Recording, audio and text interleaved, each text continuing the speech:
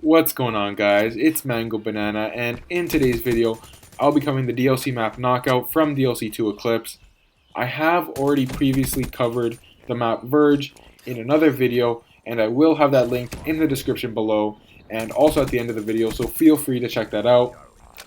And in this gameplay, this is actually my very first game on the map Knockout, and it was actually the game right after I played my first game on Verge, which you'll see in the other video if you choose to view it. And you'll see that I'm using the exact same score streaks as I did in that video: UAV, Guardian, and Hater. I still forgot to switch out the Guardian in this game to something like the Sentry Gun or Wraith.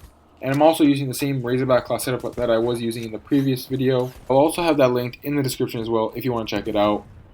Now, getting into the actual map itself, Knockout is clearly a very beautiful map, and it's one of the first things you really notice about it, from the color scheme to the actual architecture of the buildings, and the overall environment of the map itself is something you notice right off the bat. But there is two major categories that maps can be put into. The first being that they look very good, and the second one being that they play very good.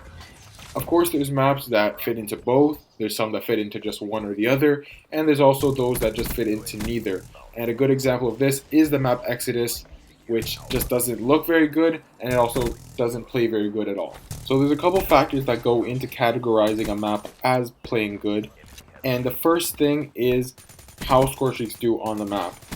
So for instance, let's say you have wraiths or motherships up. If there's a lot of buildings that people can camp in and not get affected by the actual airstreaks, then it just doesn't make the map that enjoyable to play, because people are earning hard-earned score streaks and they're not getting any kills from it, they're not reaping any rewards, and it really makes the map unenjoyable to play on, especially for those skilled players. And of course this can happen with ground streaks as well, but I feel like it's easier to explain with airstreaks just because of the building example. Another key factor for me is spawns and their predictability. If I'm playing a game of domination and I push into an enemy's A spawn, for instance, for a second or two, and they automatically flip to C spawn or some other emergency spawn where it's safe every single time, it really makes it unenjoyable, because I have to spend so much time traveling the map to get some more kills. And sometimes they also spawn in unpredictable places, and it can get you killed a lot as well, because you might get shot in the back and die on a streak or something like that because you might not expect it.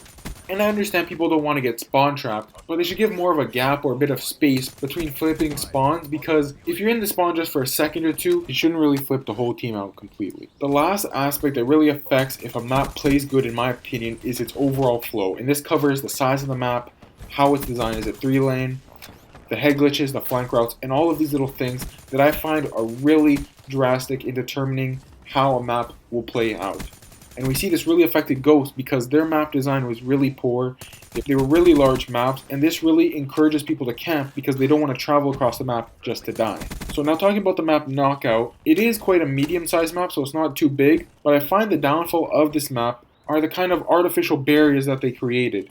So obviously there's rooms, like the disco area, and above B-Dom there's a little circular room behind a balcony. But they also have these walls throughout the map that I don't believe you can jump over, that create these artificial rooms that section off the map into these smaller areas, and I find it really screws up the 3-lane system of the map. If a map is 3-laned, I prefer it to be very simplistic and not cluttered with random objects and rooms. So that's the main reason I find Knockout doesn't really play that great. But that has been the video for today, guys. I hope you enjoyed it. Remember to leave a like, because it really helps out the channel and lets me know what content you, the viewers, enjoy. And I will be covering the rest of the new DLC maps in the coming days, so make sure you subscribe for that. And until next time, stay fruity, be smoothie.